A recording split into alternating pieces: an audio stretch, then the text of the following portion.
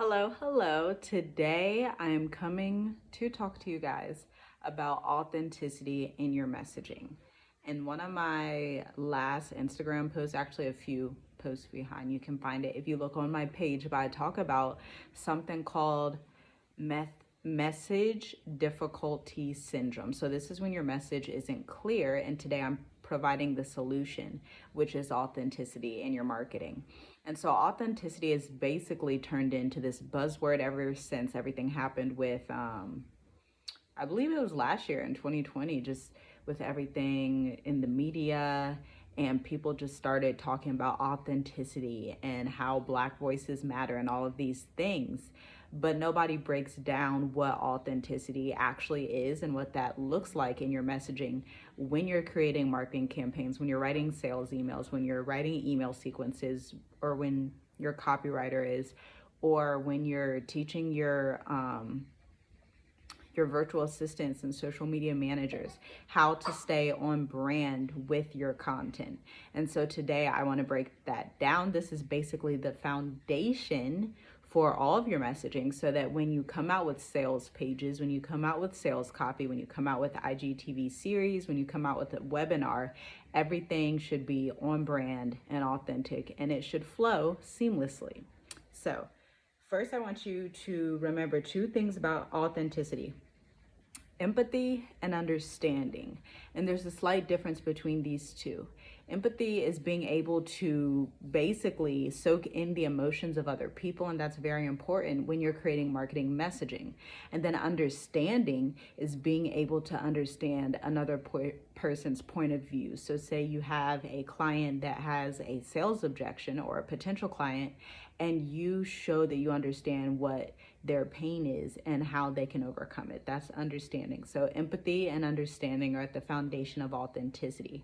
And another way to say authenticity, or to think about authenticity, is just whether your audience looks at you as a credible person or a credible business. So some businesses are out here and they just don't seem authentic. They seem like they're just riding this wave of fluff, basically.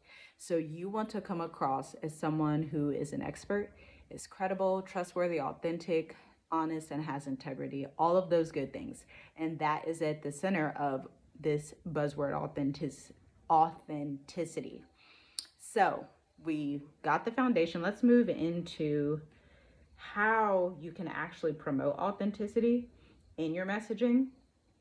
And I'm actually just going over notes from a blog I recently wrote on authenticity. You can check that out at the link in my bio. It goes a little more in depth about authentic messaging. But I'm going to break down the following points, and you guys will be able to give that to your team, hand that off, or even do like a little homework session with your marketing team to just break down how you can promote authenticity in social media, your blogs, wherever you're marketing your business. The first one is to tell your origin story from different views and at different stages. A lot of times on social media, you'll see people telling their introduction or introducing themselves, which is awesome. But a lot of people don't realize that most of the time your origin story, or the beginning of how you got started in business, can be broken down into like 5 different areas, really, because it's those little details that matter. For example, in my origin story, I could start in 2 different directions. I can start from when I used to work in healthcare, or I can start from when I worked at a bank. So these are just different phases of the story, because stories are actually typically long, and it's just being able to pinpoint those details and remember those details that is going to make you more relatable. And it's basically this sense of vulnerability, to where you're not sharing anything that's unprofessional, but you're sharing things that matter to your origin story. And so actually take the time to either record yourself telling your story from start to finish, and then break down 5 points out of that, or write it down from start to finish. Try to remember all the little details. Maybe ask friends and family members how you were at that time, just to break down 5 different points, because those are pieces of content that you can create. So you can create blogs from that. You can create sales emails from that, nurture an entire nurture sequence, even based on those 5 things that you can take from your origin story. So just pay attention to that and understand that those little details matter. I'm going to go off topic a bit, not really off topic, but something just came to mind. When I hear people say they don't know what to create content about, or they don't have enough content creation ideas, this basically tells me that you just haven't broken down those little details. All those little details matter. Your audience actually wants to hear them. It makes you vulnerable. It makes you credible. And people just like to see like the behind the scenes, how you became who you are today. So don't ignore those details. They're valuable. You just need help developing that brand story. So my next point is zoom into why you started your business and go beyond service level to tell this story. So this is similar to the first one, but your why is different than the actual beginning stages of your business. So this is extremely focused. I just want to know why you started your business. So maybe you started your business for more freedom. Maybe you started your business because you were tired of your 9-to-5, or you wanted to stay home with your children. I want to know the why. Your audience wants to know the why. My next point is to ask open-ended questions. This is huge. You can actually write out a list and format these as well and plan this content out.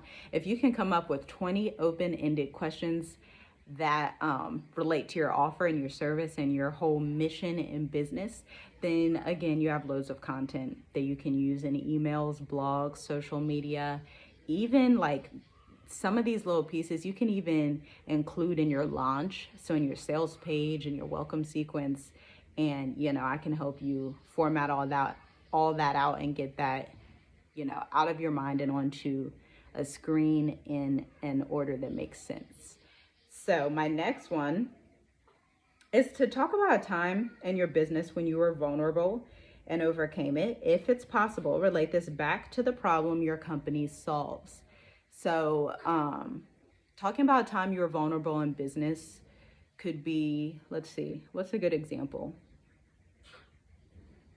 Sometimes the beginning stages are vulnerable in business, but if you've been in business for a while, you can talk about when, for example, if you're a marketing mentor, you can talk about when an ad campaign went wrong or when you realized you invested too much in the wrong thing. These are areas that your audience would actually like to know about. They want to know that you're not perfect, that you have flaws. And then the flip side of that is how you overcame it. And it's awesome if you overcome it by your program or by your expertise, because that is also this little piece of like proof that your method works. So if you can tie those two things in together, that's a win-win situation. And you would want to repurpose that content on video, email. You can embed video in your email. It's just, there's so much you can do with that information and really digesting and dissecting those little pieces of your own business. The last one, I have 2 more, sorry. Create a list of 4 to 5 values you want to be associated with your business and stick to them. Part of being authentic is being consistent.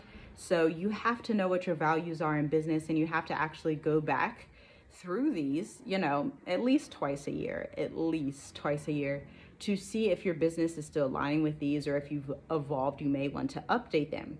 So 4 to 5 values could be integrity, honesty, a love for simplicity and ease. I see some businesses talking about that nowadays. Creativity. It really just depends on your business and your brand. Just pull 4 to 5 values. Really think about your mission and your vision, and pull 4 to 5 consistent values that you want to talk about. And so these 4 to 5 values, you can make separate posts for each of these. These can each be separate blog posts. These are definitely things that you want to include in your launch sequence and your sales page so that your audience can get to know you better and things like that. So my last point is to create a list of power words. And actually, if you go to the link in my bio and read this blog, it's called, what is this blog? Increase Your B2B Clientele with Authentic Messaging. If you go to the link in my bio and read this blog, you actually have access to this power words list for free. It's not an opt-in. You just view it pick out the words that resonate with your brand and then use them consistently. And that builds credibility again with your audience, and they may not even realize it. But as they're reading your content, as they come across your sales page, your landing page, your emails, and you're consistently repeating, let's say you choose the words transform, freedom, and revitalize. If they're consistently seeing these 3 keywords in your content, they're automatically going to identify those 3 words with your brand. So that's just a tip for branding. That's a tip for increasing conversions and really getting your audience excited about your offer in an authentic way. So let me know down below if this helped you, and then if you want to work with me one-to-one on your copywriting, if you have a sales page that you need to be written or an email sequence that you're going to need for your next launch, you can get in touch with me at the link in my bio, or you can just send me a DM and we can get started that way. I will talk to you guys in the next video.